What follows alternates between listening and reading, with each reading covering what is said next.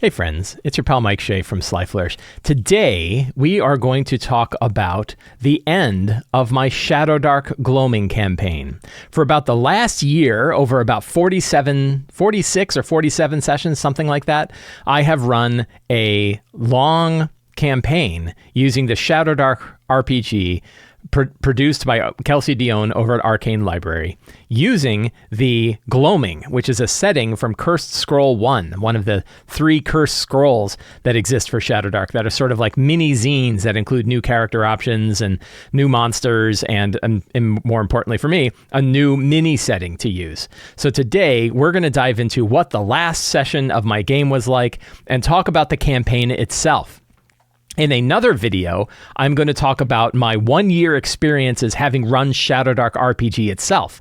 So this video, we're going to talk about the campaign itself. We're going to talk about the Gloaming. We're going to talk about how that whole campaign sort of came about and, evolved over time.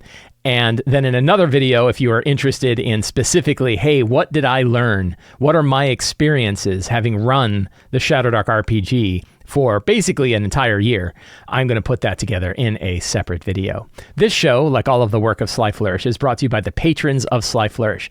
Patrons get access to all kinds of tips, tools, tricks, campaign books, adventures, and other things to help them run their tabletop role-playing games. They also have access to the awesome Sly Flourish Lazy DM community over on Discord.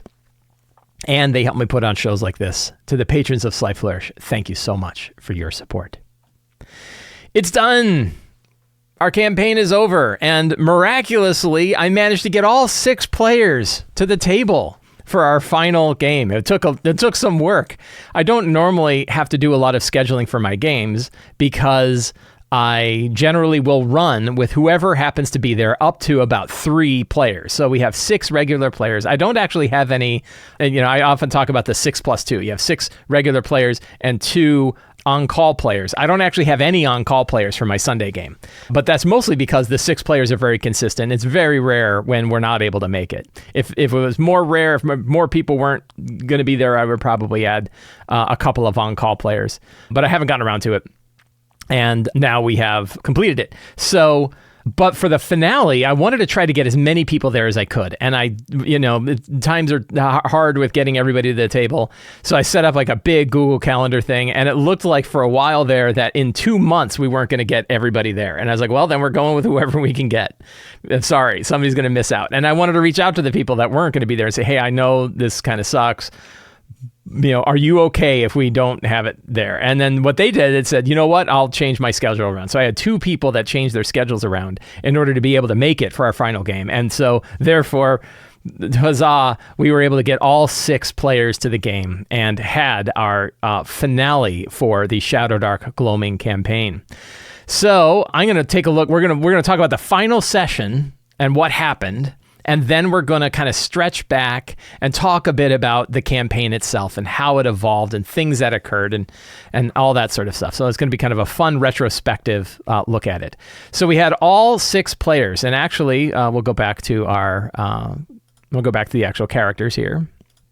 And the final 6 characters were Dazder, Kalem, Uralt, Squee, Scroin, and Hera. Those are the 6 characters who made it. Nobody died in the final session of the game, which was good. And actually, they had a kind of an easy time with it. And that'll be something that I talk about when I talk about my Shadowdark retrospective. We're going to talk about, even at high levels, it turns out that the characters, even in Shadowdark, it turns out that high-level characters have so much capability that even when you throw the kitchen sink at them, they can still get through pretty easily. So we had those characters, and in the last session of the game, and I was pretty happy with how I set this up. I knew that we were just going to start with a great big fight, and then there was going to be some decisions and choices about Mugdalblub, and then some conclusions. That was really what I wanted to do. And so when I talk about yam-shaped adventures, yam-shaped campaigns, where they start with a clear focus at the beginning of a campaign. You know exactly what the first session is going to be like. You know what's going to be in front of them. And then it expands outwards. And now you start to get into like, I don't know what choices they're going to make. I don't know where they're going to go. I don't know what's going to happen. And then you narrow back down to the bottom pointy bit of the yam at the end, where you have like, they are going to face the Knights of Mugdalblub. One of the things I struggled with a little bit was the idea, and I talked about this over on the Shadowdark Discord server, was I was really setting up this big final battle the same way that I would have set up a more heroic fantasy 5e style big boss fight, because I wanted to kind of have that conclusion. So there wasn't really an opportunity, like they're not wandering in, they're not, one of the kind of old school style things is all fights are dangerous, and the characters therefore might have multiple ways that they can deal with it, because fighting is a failure state. In most like kind of OSR games, if you end up fighting something, that's kind of the failure state for it, and which is not the case in my opinion with 5e and more heroic fantasy RPGs, where fighting is a big core pillar of the game. And if you're not doing that, you're probably going to be bored, because you kind of want to have fights from time to time. And I knew like, okay, well, in this case, they're going to be facing off against the final Knights of Mugdalblub. And I was, so I was trying to think, like, is there a way that they could like negotiate their way out of this, or ways that they could get around this and not have to fight the knights? And maybe there could have been something where like they could have come up with crafty ways to approach Mugdalblub without dealing with the knights. But I was also like, they want to fight the knights. Like deep down, they want to do it. And deep down, we kind of want that to be the conclusion. We want to have that sort of big dramatic arc. And I know that it's sort of not of the same style as the rest of the game, but you still want to have that moment for a campaign. At least I still wanted to have that moment for a campaign. And in the end, it worked out fine. They had their great big fight and everything worked out. The interesting bit was how easily they were able to deal with that big fight. Like when I set it up, I was like, what I'm going to have is I'm going to have two really high level monsters, Clavilla of Set and Ashara the Arch Mage. And Ashara was a true Arch Mage, and Clavilla of Set was a Marilith. So I think the Marilith is like, pretty high level, and the Arch Mage is pretty high level. And then I threw 18 other monsters at them. 6 characters, 18 monsters. 6 Mugdalblub Ooze Knights, which are regular knights, and 12 Grey Oozes. And I did this because, and then this is following 5e style stuff. I know there's a bunch of Shadowdark people who are probably raising their fist and shaking it at the sky. And it was because like, I know that the characters can handle lots of guys, and they have lots of crowd control that they can do. So if I throw 18 monsters, that's lots of opportunities for them to use crowd control and deal with it. And they did. So I set it up. I kind of drew out a map. I used zones in the map to kind of say, here's a zone, here's a zone, here's a zone, and here's a zone. It had kind of 4 big zones. And that way I could say like each zone is like a near distance to themselves, but 2 zones across is sort of a double near. So, that way we knew like, hey, whatever effect you're going to do is really only, if it's a near sized area, it's really only going to affect people that are inside that one near sized area.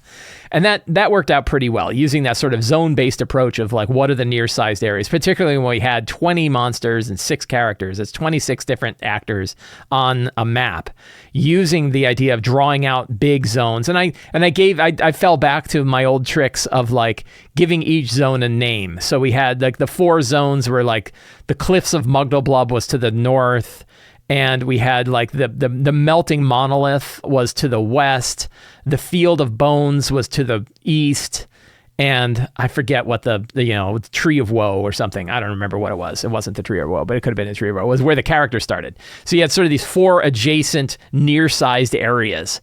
And then a double near could take you to 1. You could move anywhere inside a near, a double near would take 2, and so on. That way it was a little bit of a bigger area.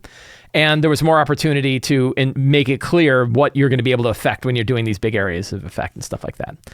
So, and I started off where like an interesting fun bit was the 2 remaining Knights of Mugdalblub, and then we had the Squires of Mugdalblub, which are Ooze Knights, but they were considered squires. One of the interesting things was the Knights of Mugdalblub kind of told the characters, Mugdalblub doesn't understand deception.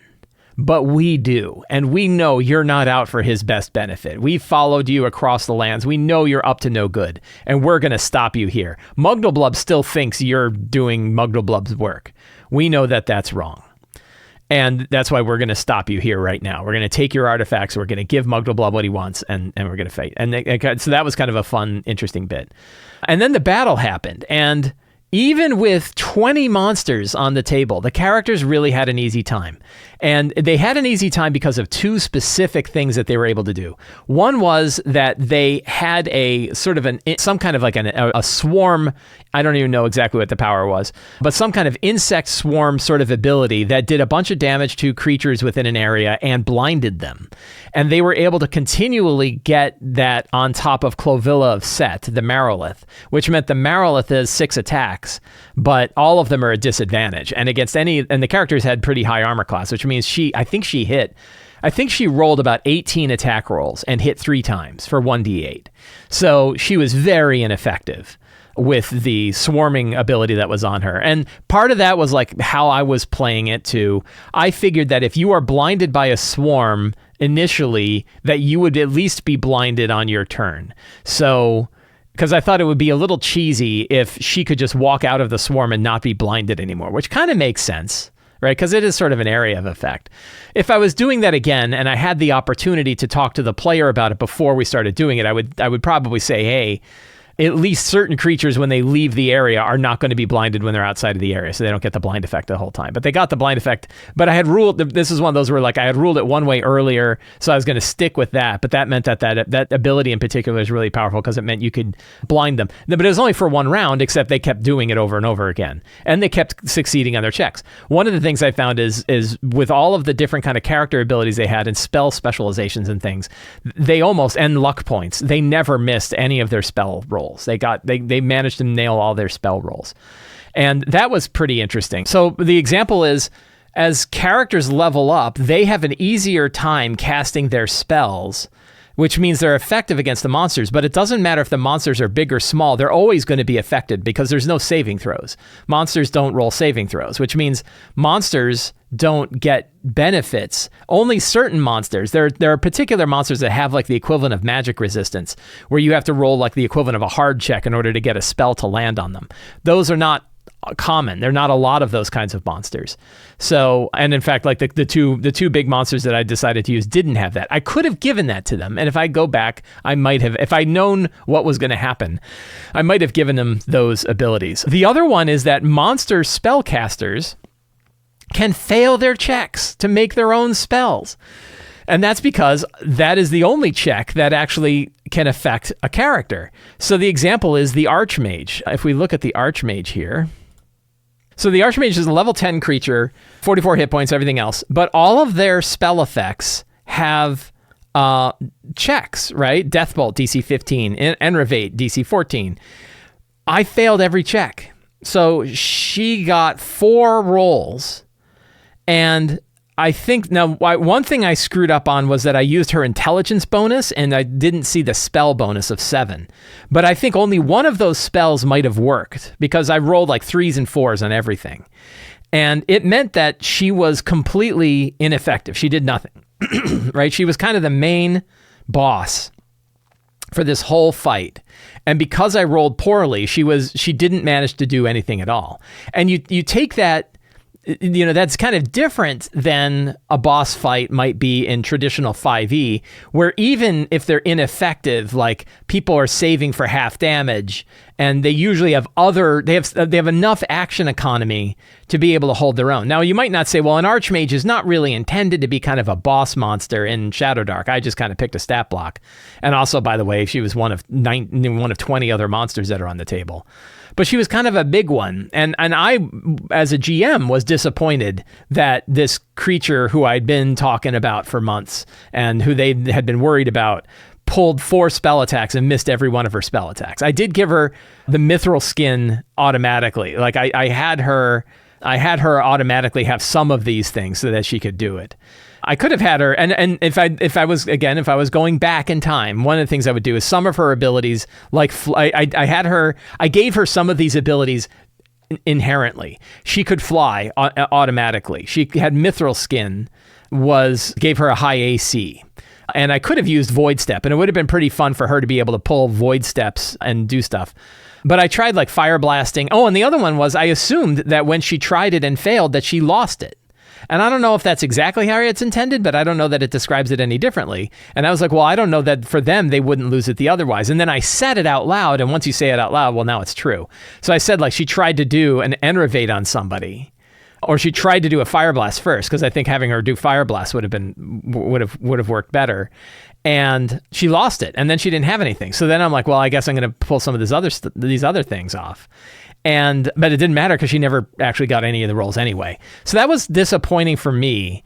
And again, sort of like a struggle of monster design in Shadowdark, just clashing up against and crashing up against my own perceptions of 5e monster design, where I want bosses to be effective regardless of their good or bad rolls, right? Like, even if a boss rolls like all terrible rolls, I still want them to be doing something on their turn.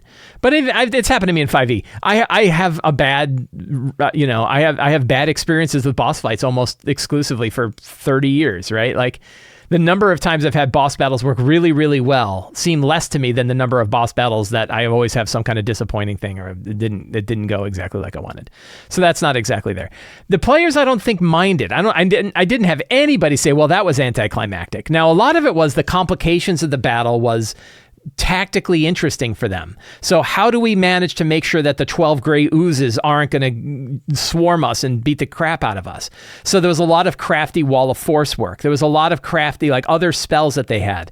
The ooze knights could be mind controlled. So the player who really loves mind controlling stuff, I made it clear to him, you're not going to be able to mind control Shara or Clovilla, but you can almost certainly hit the knights. And he was like, okay. And I just told him that, right? So that way he wasn't wasting spells, and that he wasn't disappointed, and that we're in the final battle of the game and he's not doing anything effectively because like many players, and this is a thing that's true with all the players I've played with, whenever they have a save or suck, they always want to put the save or suck on the biggest guy on the table. And it's better to say, you're not going to be able to do it on him. You can do it on these other guys, but you can't do it on him, than it is to have them fail and then they feel bad, or let them succeed, or give them like, oh, well, it's disadvantage. Oh, you still did it. Now you mind control the Arch Mage. And now they're fireballing their own people. And then that's like, well, that battle was even more anticlimactic. So that worked well, that throwing a lot of monsters and using these monsters as lightning rods so that the characters could use all of the capabilities that they had been building up on for the past year, that part worked well. The battle took a while. It was, I think, more than an hour for a Shadowdark battle, which is a really long time for a Shadowdark battle. And but the players came out, now I wouldn't say unscathed, they got hit, but I don't know that anybody was really hurt. Nobody dropped. And I don't know that anybody really lost a lot. Now, one thing is, like, I did give them like 30 experience points for facing off against the two the two Knights of Mugdalblub and seeing what happened with Mugdalblub themselves. I gave them a bunch of experience points, so they leveled right beforehand, because I was like, this is their last chance to level. And a couple people leveled right away and then rolled a 1 on their hit points. So they got 1 hit point for their level. And they had that big battle. So the things that worked well, if we're going to take any experiences from this, the things that worked really well for the battle was using zones so that the players knew what areas of effect their stuff could use, and separating out this big area into 4 zones and clarifying what they could do in those 4 zones mechanically. That part of it worked really well. A little different than, like, again, the sort of typical Shadowdark style, but I thought it worked very well. And by the way, that can work well in lots of your 5e games. It doesn't have to just be a game like Shadowdark that uses abstract maps. You can do the same thing. You can do that sort of zone-based idea when you're doing boss fights for your 5e area, that think about the big areas and then say, like, you're only going to be able to affect the creatures that are inside that area. There's always that tricky bit of like, well, that guy's right on the edge of the area. Can I just make a new area that combines these two? And you kind of want to say no. Or I'll just shove them into the one that I'll just move the monster into the one that you want so that we can still stick to the borders of the zones. There's always this, like, all the battle, they always say that, like, every battle takes place on the edge of a map. Well, when you do zone-based combat, every battle's on the edge of a zone. And then there's arguments about whether or not that, but he's right on the edge. Can't I just move it the zones 1 foot over? No. You can't. So, generally speaking, the zone-based stuff worked well. The other thing that worked well is hurling the kitchen sink of monsters at them gave the players lots of opportunity to have to separate out and charm and crowd control lots of dudes around them, and then blast them with big stuff where they could kill a whole bunch at once. That worked really well. It would have sucked if I'd only had, like, the 2 Ashara and Clovilla and, like, 4 knights, which would have been a more reasonable fight. Would have been far faster, and they would have just steamrolled through it. So having so many monsters, 6 gray oozes in one zone, 6 gray oozes in another, 2 knights in 2 zones and 2 knights in another zone, and then the 2 bosses, and then they could drop their areas of effect. That sort of tactically, doing like tactical combat in Shadowdark is sort of not the style, but it did give players, like the players were very interested, and they were talking about it together, and they were figuring out their tactics, and they were worried. And then they pulled off their stuff, and it worked really well. So in the end, like, it was fine, right? And I don't think that anybody was upset about it. I probably would have wanted to spend a little bit more time on the 2 bosses and just making them slightly more effective than they were. At least getting some of the spells. Like for Ashara, she shouldn't, I mean, I don't know how to do Fire Blast, but like, somehow making it so that she does something, even if the rolls are poor. Because she just rolled, she got 4 rolls. She was killed quickly. So she got 4 rolls and she failed all 4 rolls, and that was that. So that was kind of how the boss fight went. And and I was happy with it. So then after the boss fight was done, it's like, okay, now big fight is over. Combat is over. All that stuff can go away. And now we're just diving into the decisions that the characters are making and the actions. And I think it was, by the time the battle was starting to wane and they'd already clearly had control of the situation, was when they started to do stuff with Mugdalblub. And there was a bit of discussion about, what are we trying to do here with the Well of Worlds and Mugdalblub? And what they did is, I think at one point, one of the characters who had the Well of Worlds said, I'm going to use it right now, and used it in the fight, threw it on the ground, and now there's this hole. And I rolled randomly to see what world the Well of Worlds opened up into, and I rolled on my world generator from the Lazy DM's Companion, which, by the way, the world generator that's in the Lazy DM's Companion is a random set of tables that I have used over and over and over again in many games. It turns out that having a way to generally randomly roll alternative worlds is a super useful table to have, and I used it here. And I rolled on it, and the descriptions of what it was made it sound exactly like the world of Marrow. It's old ruins, like buried in a desert sands with a red sun over the side and bones sticking out. I was like, that's pretty much what the world of Marrow was like. So I said, they've opened up a portal to Marrow. And at that point, the oozes and the ooze knights started hurling themselves into it. And they're like, what's going on? And then they realized, wait, that's the world of Marrow. And they looked up and realized, like, but and I described it to them, and I think they rolled. I don't know if they rolled checks. So I just said, because you know this, that it's the unfiltered version of Marrow. And so what I tried to describe is the way that the whole process of Almazat's devouring a world works is he filters out the organic material before the remains are left in Marrow. That the way Almazat's works, Almazat's is a creature created by Kytheros, the Lord of Time, to devour worlds that have been possessed by Mugdalblub. And so Almazat's is this world-eating entity, and it eats worlds, and in its digestive processes destroys all organic matter, and then all of the remains of the world are then hurled into this dimension of Marrow, this world of Marrow, which is all just dead constructs and dead trees and deserts and everything else, because all life has been removed from it. But they opened a portal where there was no filter. There was no Almazat's between this world and the world of Marrow. And the oozes love that, because they're like, we can go there and take that world over. And so they start hurling themselves in. And at that point, the avatar of Marrow showed up and was like, what have you done? And they're like, what? And he said, you opened up a portal to Marrow. And now it's already, Mugdalblub's already in there. That means there is no safe world anymore. There is no place where Almazat's can't save any more worlds, because the world he deposits the ruins on is now also infected. You've infected the other side.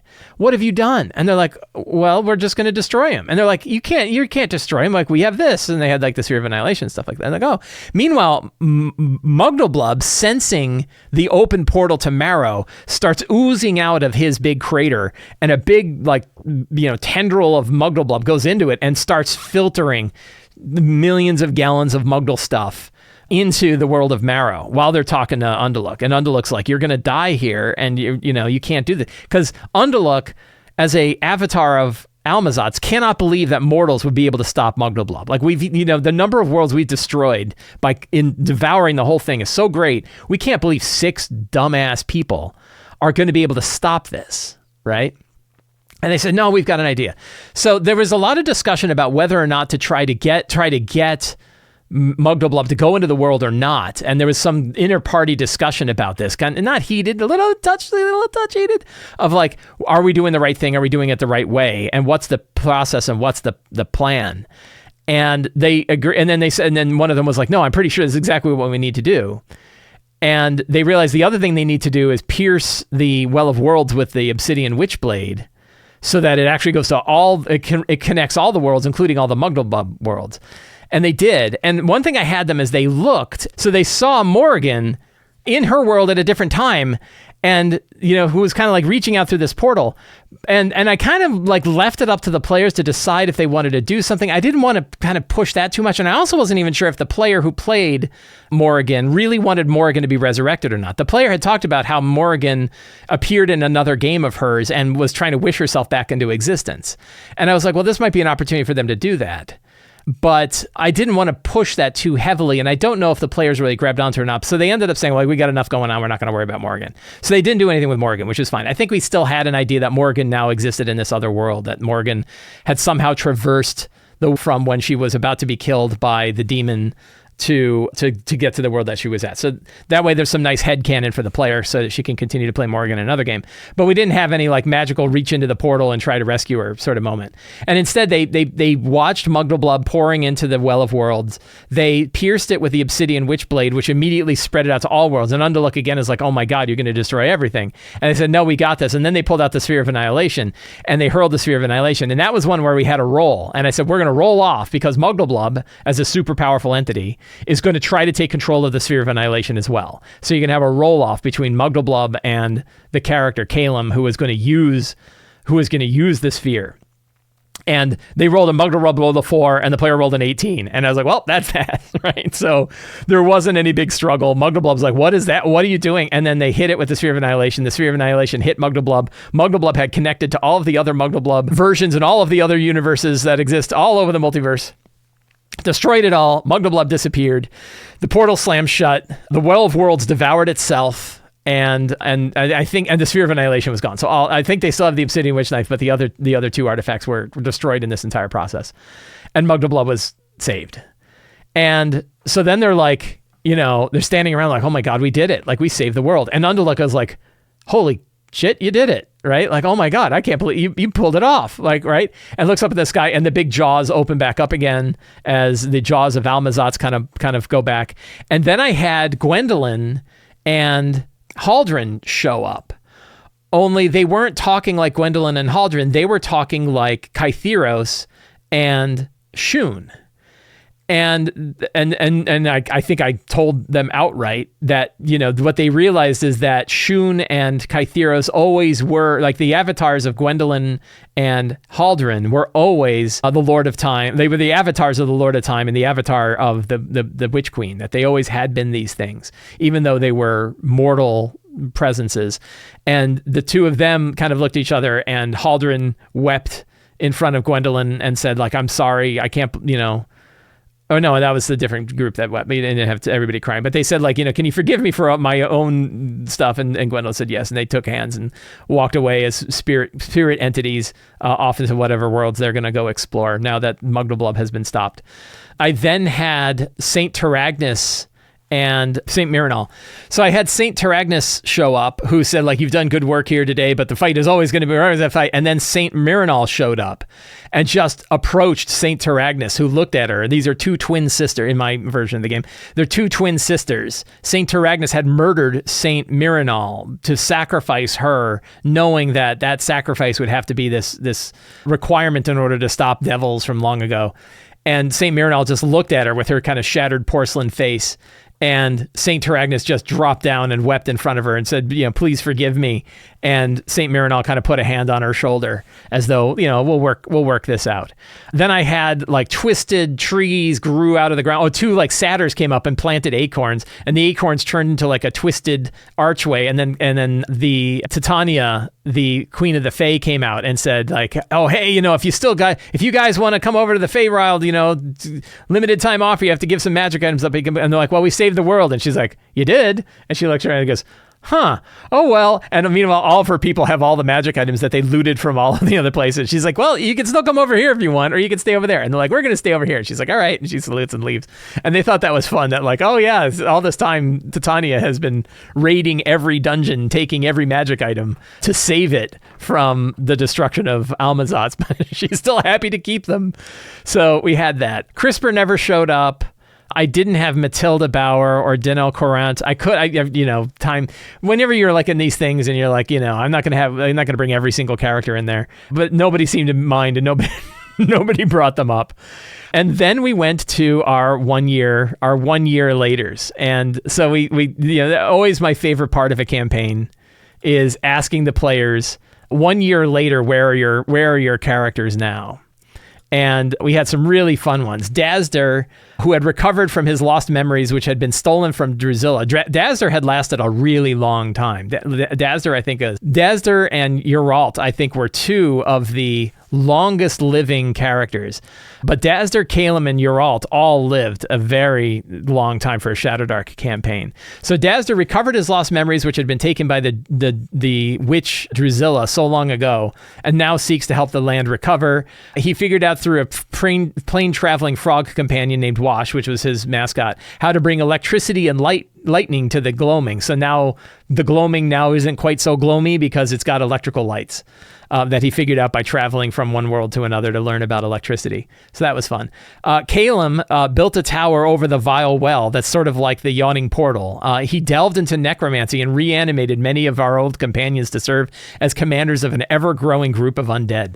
So he kind of delved deep into necromancy and sort of hung on to that. So a bit of a fun, sinister ending for Calum. But in the meantime, he has this tower that's right at the junction point between the Gloaming up above, the Vile Well, and the underworld below. So that was kind of neat.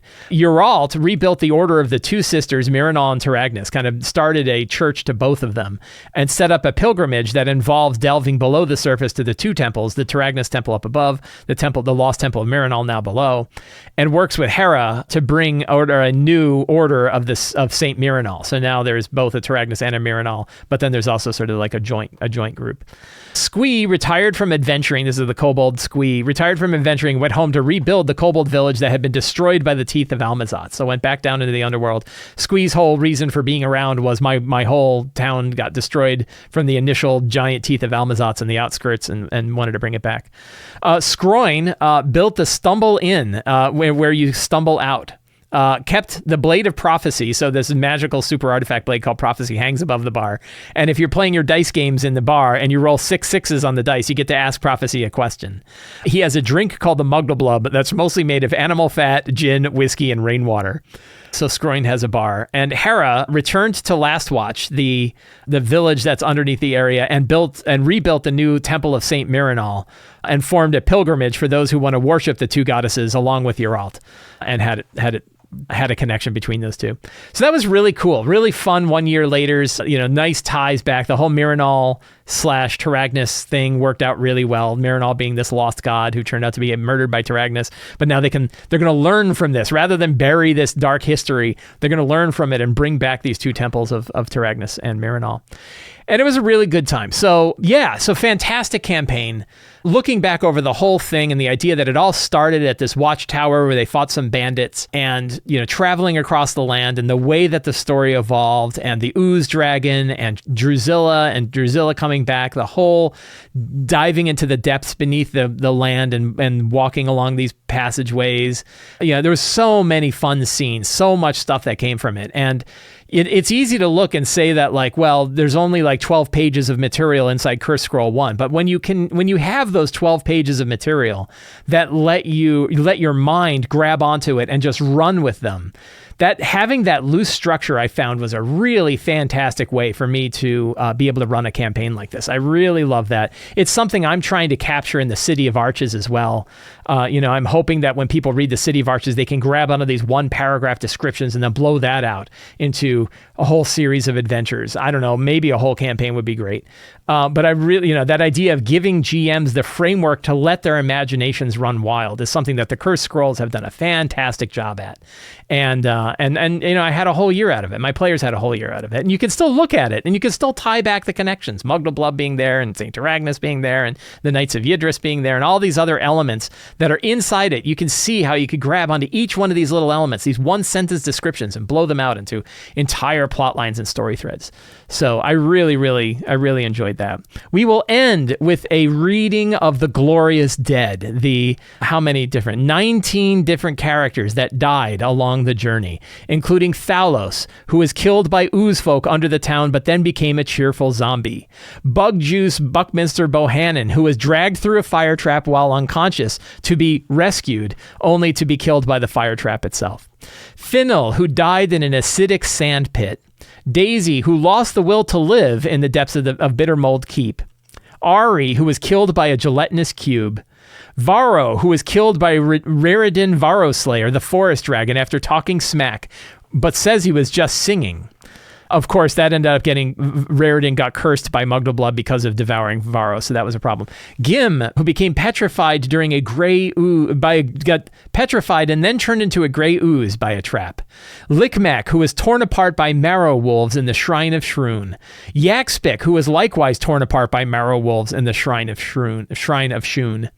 Vom, who was thrown into a 150-foot gorge into boiling mud after being punched in the face by a mummy. Sirwin, who peacefully departed after being life-drained by a mummy. Skull, who was curb-stomped by a different mummy of Kytheros, and had the quote, "At least I died in this bitch in armor." Dart, who darted into and was turned to ash by a lightning hallway trap in Kytheros' shrine. Tribble, who was cut in half by a Draelich after leaping in front of Calum. Lauren, a goblin scout leader who was killed trying to open a door of chaos wearing the laws of the universe like a cloak. Bram Apples, a halfling fighter champion of Memnon who was smashed into applesauce by Garavod of Vol, a champion of the Knights of Mugdalblub. Morrigan, who was impaled and disintegrated upon Memnon's discordant blade. Larid, who stabbed a Polanier rock with an obsidian witchblade to disastrous effect. And finally, Irina, who was drained by a wraith in the library of St. Taragnas. Those were the 19 dead characters out of 25 that we had over the past year. So a good time. Friends, I hope you enjoyed hearing descriptions of my Gloaming campaign over this past year. It has been great fun to do. Of course, we are going to continue on delving into the Dragon Empire as we switch over to running Tales of the Valiant by Kobold Press in a Dragon Empire campaign. I already have a couple of videos where I've been talking about that campaign and what we're going to do, so you can see more of that. If you enjoyed this show and you want to see more stuff like this, you want to get information and alerts about other things that I do, including other videos that I put out, please consider subscribing to the Sly Flourish newsletter. It is absolutely free to sign up. You can find a link down in the show notes. You get a free adventure generator for signing up, and you get a weekly RPG newsletter that includes a main topic and then a bunch of links to all of the work that I do at the bottom, including other DM tips and things like that. You can also support me directly on Patreon. Patrons get access to all kinds of cool stuff, material to help you run all of your RPGs. You get access to a dedicated Discord server for lazy DMs, and you get to help me put on shows like this. Thank you to the patrons of Sly Flourish. And you can support me over on the Sly Flourish bookstore, where you can get Fantastic Adventures, all of the fantastic books, Return of the Lazy Dungeon Master, which I've used exclusively for doing all of the kind of prep for this kind of game, Lazy DM's Companion, Lazy DM's Workbook, all different kinds of books that you can get on there. And now you can get coffee cups, t-shirts, and calendars there as well. So check that out on the Sly Flourish bookstore. Thank you so much. Have a great day, and get out there and play an RPG.